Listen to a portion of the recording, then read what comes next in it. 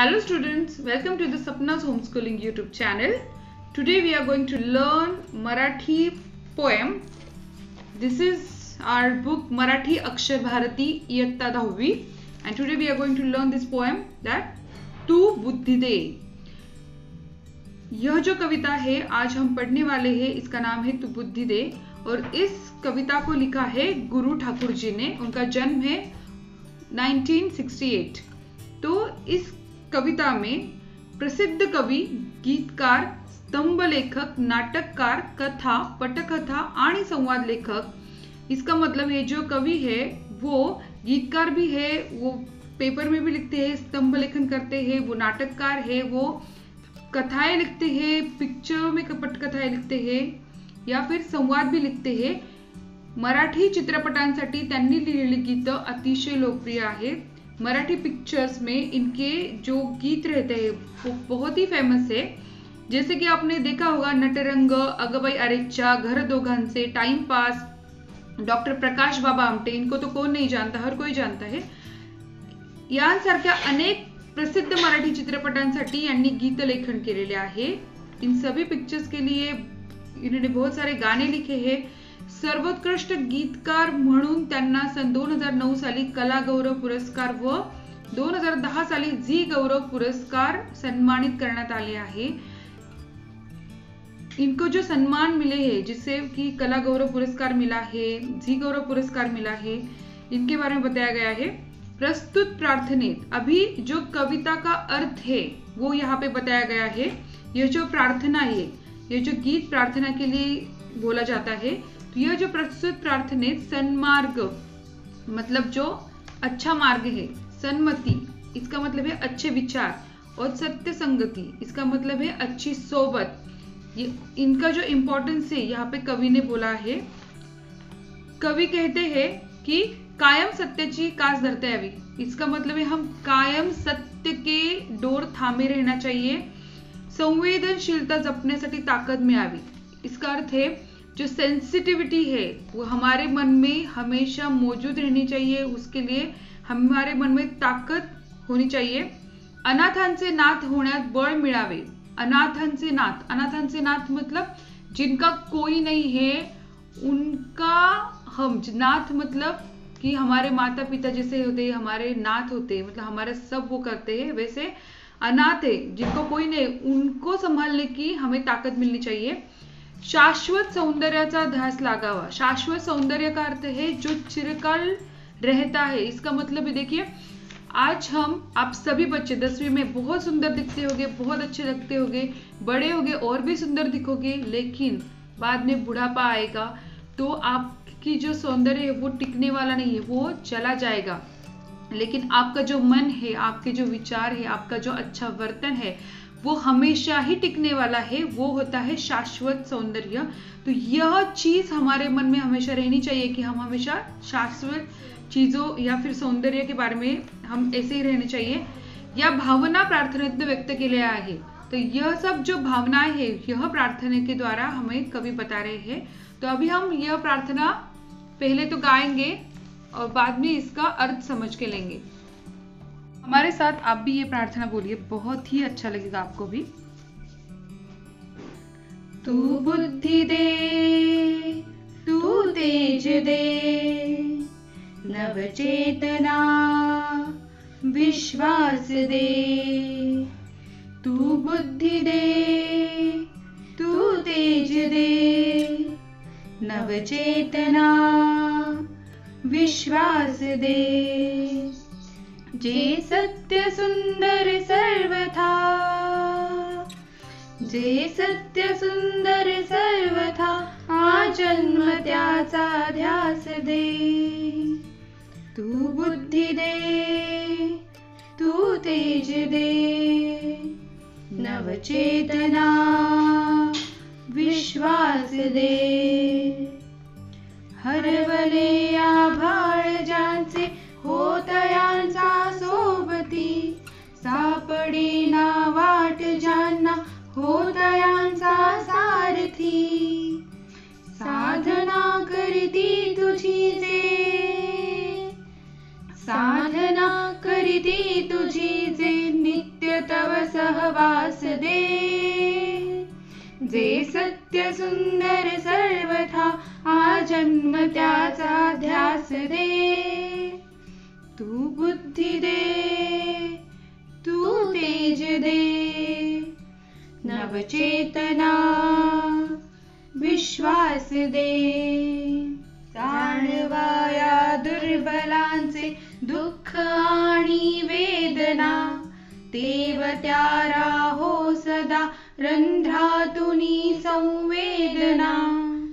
धमन्यातल्या रुधिरासया, धमनातल्या रुधिरासया खल भेदण्याची आस दे. सामर्थ्या शब्दास आणि अर्थया जगण्यास दे. जे सत्य सुंदर सर्वथा आजन्म त्याचा ध्यास दे. तू बुद्धी दे, तू तेज दे, नवचेतना विश्वास दे. सन्मार्ग आणि सन्मती लाभो सदा सत्संगती. नीती नाही भ्रष्ट हो जरी संकटे आली किती.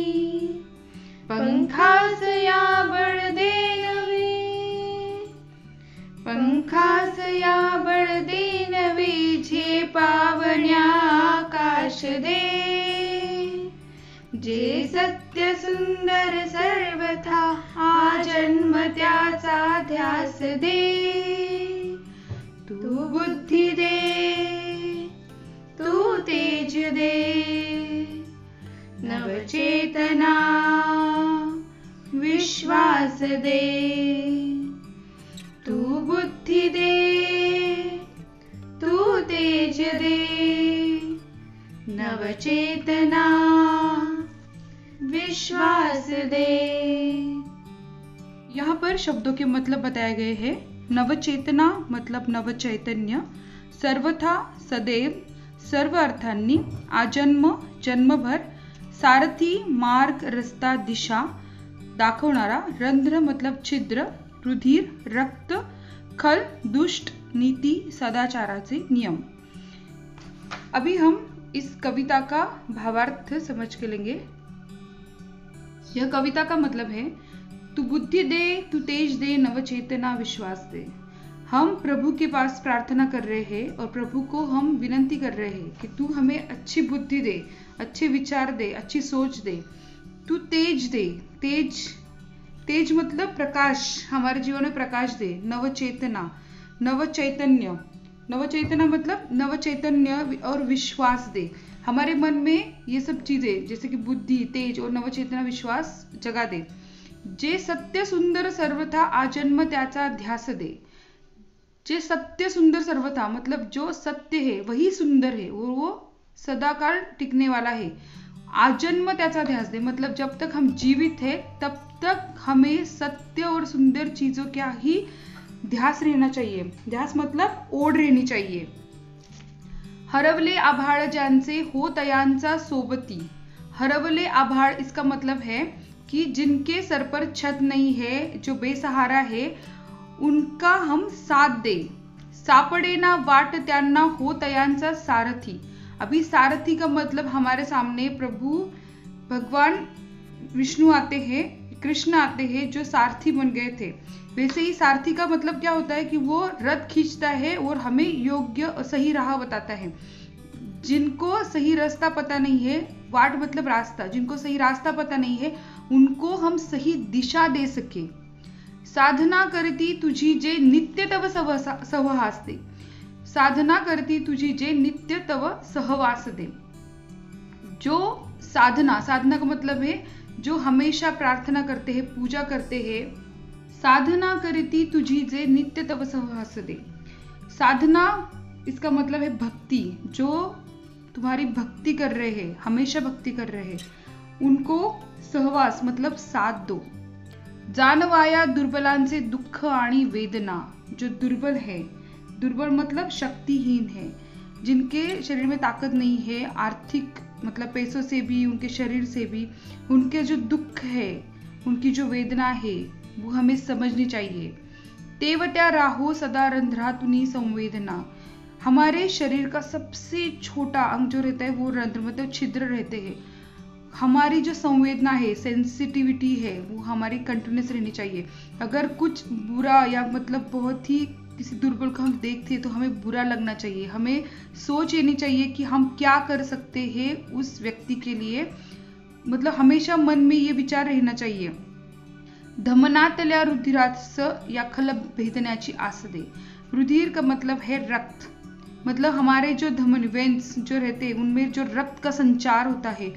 खल भेदण्याची, खल मतलब देखो, खल का मतलब है दुष्ट, लेकिन बुरी जो चीजें है या दुष्टता है वो हमारे रक्त से भी निकलनी चाहिए, उन्हें निकालकर हम फेंक देने चाहिए।